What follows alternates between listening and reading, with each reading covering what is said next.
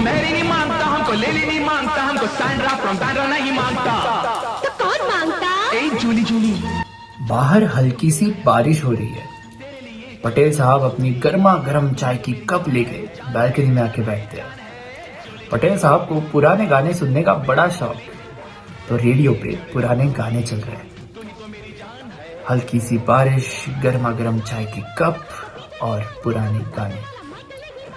पटेल साहब घर पे अकेले हैं। उनकी वाइफ बाहर मार्केट में सब्जी लेने गई है और बेटी सिया अपने दोस्तों के साथ हाइकिंग पे।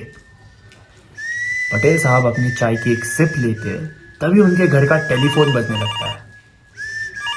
वो उठाते हैं, सामने से आवाज आती है, हेलो, विश्वास पटेल बात कर रहे हैं? पटेल साहब कहते हैं, जी हाँ बोलिए। जी मैं चांदनी नगर पुलिस स्टेशन से इंस्पेक्टर बात कर रहा हूँ, आपकी बेटी सिया। और कॉल कट जाती है।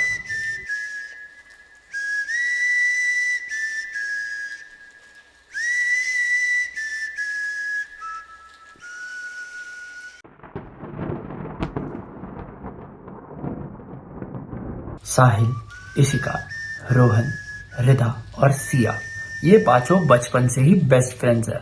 अब ये कॉलेज में आ चुके हैं। फर्क सिर्फ इतना है कि रोहन, रिधा और सिया ने आर्ट्स ली है, तो इनका डिपार्टमेंट अलग है।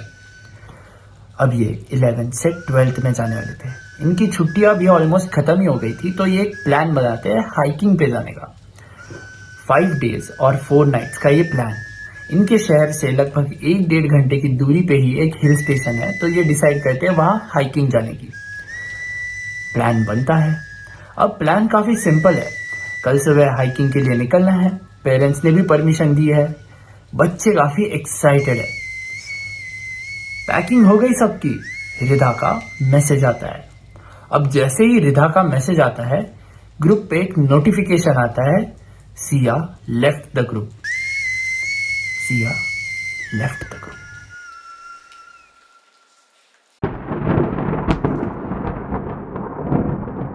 अब ये सिया जो है ना, ये बचपन से बड़ी गुस्सैल टाइप्स की है। मैडम को ना गुस्सा बड़ा जल्दी आता है, तो ग्रुप पे बाकी सबको लगा शायद सिया किसी बात से नाराज है। रोहन कहता है कि रुको, मैं इसको कॉल करके पूछता हूँ कि क्या हुआ। रोहन कॉल करता है, हेलो सिया, क्या हुआ, तुमने ग्रुप क्यों छोड़ दिया अचानक से? सिया कहती है, रोहन यार मुझे नहीं आना यार हाइकिंग पे, यार कुछ गलत होने वाला है यार, शायद मैं वहां से जिंदा ना लौटूं। रोहन ये बात सुन के हंस देता है। सिया कहती है, रोहन यार मैं मजाक नहीं कर रही, वो बोला मुझे, उसका कॉल आया था यार, वो कह रहा था मैं तुम्हें नहीं छोड़ूंगा। मैं तुम्हें नहीं छोड़ूंगा।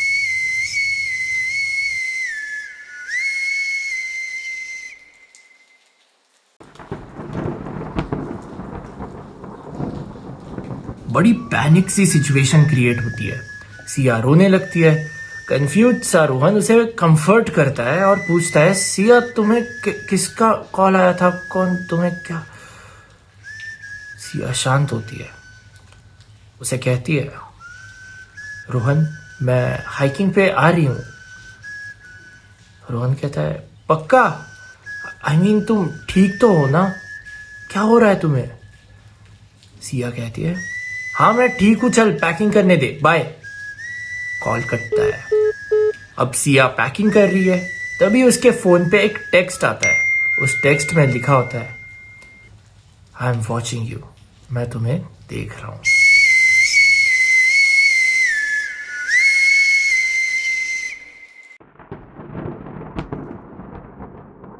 सुबह के 6 बज रहे हैं। 6:30 बजे बच्चों की ट्रेन है। सब पेरेंट्स बच्चों को रेलवे स्टेशन पे छोड़ने आते हैं। जैसे ही ट्रेन प्लेटफॉर्म पे लगती है, सब पेरेंट्स बच्चों को ट्रेन में छोड़ते हैं और फिर चले जाते हैं। अब ये ट्रेन का सफ़र चालू होता है। सब बच्चे अपना मस्ती कर रहे हैं और सिया जो है ना, ये बड़ी शांत सी एक कोने में बैठी है, कुछ नहीं बात कर रही। तभी साहिल सिया के पास जाता है और सिया से कहता है, यही सोच रही हो ना कि वो तुम्हें मार देगा? अब भैया साहिल को कैसे पता? रोहन ने बताया। एक एक्साइटमेंट के मारे पिछले दिन रोहन सबको बताना भूल ही गया था कि सिया ने कॉल पे क्या कहा है। तो साहिल को किसने बताया?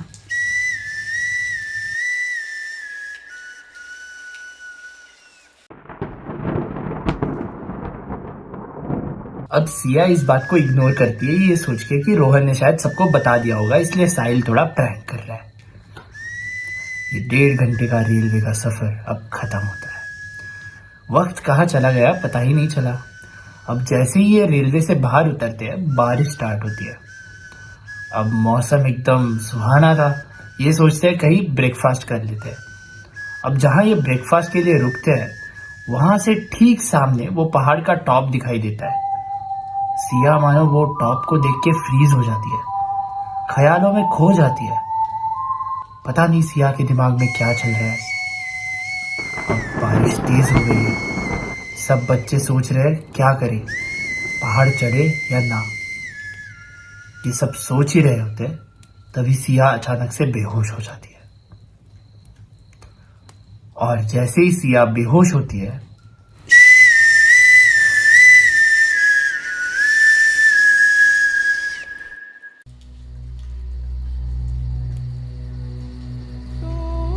पहाड़, सिया जिस पहाड़ को देख के ख्यालों में खो गई वो पहाड़ भूटा पहाड़। भूटा पहाड़ के कई सारे राज हैं। वैसे तो लोग यहाँ अक्सर हाइकिंग के लिए आते हैं, पर संध्या के बाद उस पहाड़ पे कोई नहीं जाता। ऊंचे पहाड़, घना जंगल और जंगल में रहने वाले जानवर। माना जाता है जंगल के बीचों बीच एक टूटा हुआ मंदिर है जहाँ कोई नहीं जा सकता। जिस गांव में भूटा पहाड़ बसता है वहां के लोगों का मानना है वो मंदिर बुरी शक्तियों का है, काला जादू करने वाले तांत्रिकों का है। आज से कई सालों पहले रौनक नाम का एक शख्स उसी मंदिर के खोज में निकला था। घना जंगल, काली रात और चारों ओर सन्नाटा। इसी के बीच रौनक निकलता है। लगातार 10 दिन उस जंगल में घूमने के बाद उसे वो मंदिर मिलता है। रौनक अपने मजे के लिए निकला था, पर वो मंदिर ही ऐसा है कि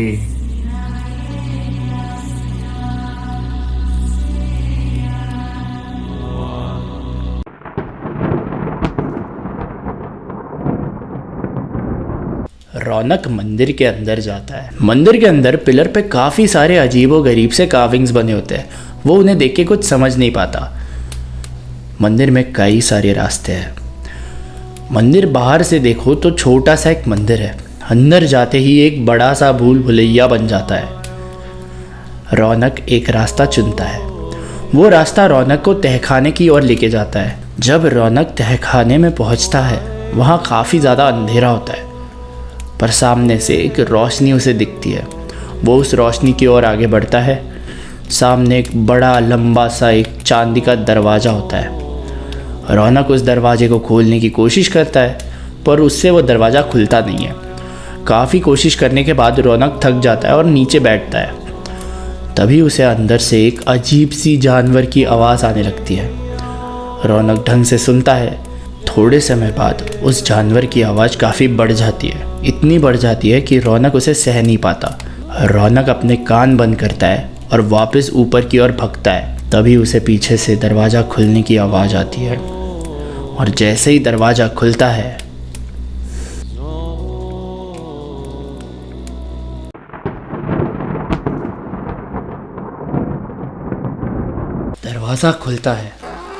रौनक डरते डरते पीछे मुड़ता है। उस चांदी के दरवाजे के पीछे एक बड़ा सा कमरा था जो कि पूरा पानी से भरा हुआ था। रौनक उस कमरे की ओर जाता है। उस कमरे की दीवारों पे कुछ अजीब सा नक्शा बना था। रौनक उस नक्शे को समझने की कोशिश करता है, और जैसे ही रौनक अपने कदम आगे बढ़ाता है वो फिसल के पानी में गिर जाता है। अब दिखने में ये पानी ज़्यादा गहरा तो नहीं था, पर पानी का फोर्स इतना ज़्यादा था कि वो रौनक को अपने साथ लेके गया, एक टनल से लेके बड़े कमरे तक। रौनक नीचे ज़मीन पे गिरता है, और जैसे ही रौनक उठता है उसे दिखता है उस कमरे में चारों ओर इंसानी हड्डियां और कंकाल थे। वो देख ही रहा होता है, तभी पीछे से उस पर कोई हमला करता है और रौनक वहीं का वहीं बेहोश हो जाता है।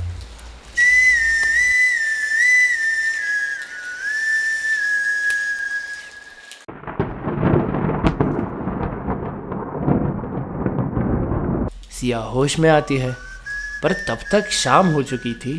5:30 बज रहे थे, सूरज भी ढलने वाला था, बारिश रुक चुकी थी, इसलिए ये पांचों डिसाइड करते हैं हाइकिंग कंटिन्यू करने का।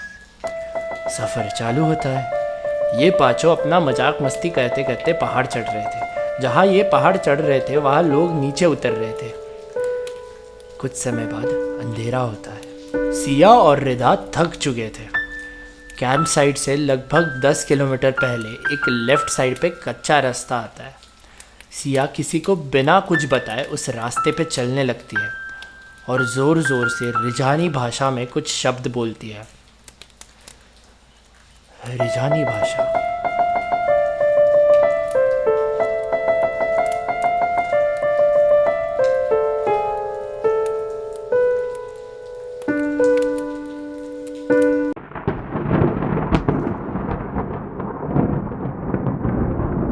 रिजानी भाषा उस गांव की लोकल बोली है। आज से तकरीबन 600 से 700 साल पहले ये भाषा का इस्तेमाल होता था। उस गांव को छोड़ के ये भाषा और कहीं नहीं बोली जाती थी। सिया को इस हालत में देख के उसके सारे दोस्त कंफ्यूज हो जाते हैं और सिया के पीछे भागने लगते हैं। बिजली कड़कती है, बारिश भी चालू होती है। कीचड़ की वजह से सिया का पैर फिसलता है और वो एक गुफा में जा गिरती है। सिया के पीछे पीछे सारे दोस्त उस गुफा में जाते हैं। गुफा में अंधेरा होता है। इसी के चलते सिया गुफा में कहीं गायब हो जाती है। रात बहुत ज़्यादा हो रही थी। सारे दोस्त परेशान होने लगते हैं। पहली रात। सिया को ढूंढना चालू होता है। सारे दोस्त मिलके इधर उधर सिया को ढूंढ रहे हैं। तभी अचानक से इशिका जोर से चिल्लाती है।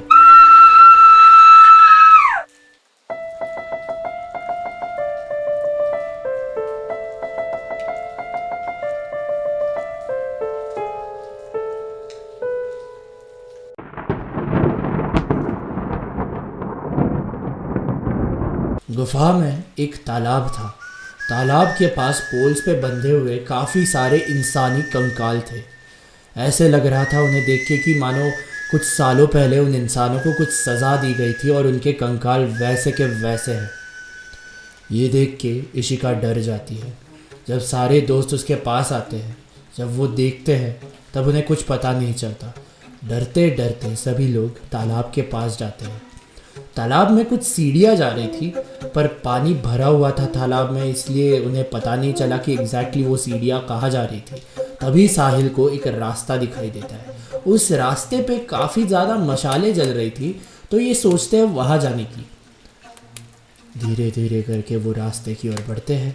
जैसे ही वो टनल में एंटर करते हैं और चलने लगते हैं, उन्हें कुछ अजीब व गरीब सी आवाज़ें आने लगती हैं, कुछ एकोज आने लगते हैं। अब सवाल ये है कि वो अजीब व गरीब सी आवाज़ें क्या थी, वो एकोज क्या थे जो धीरे धीरे करके बढ़ते ही जा रहे थे।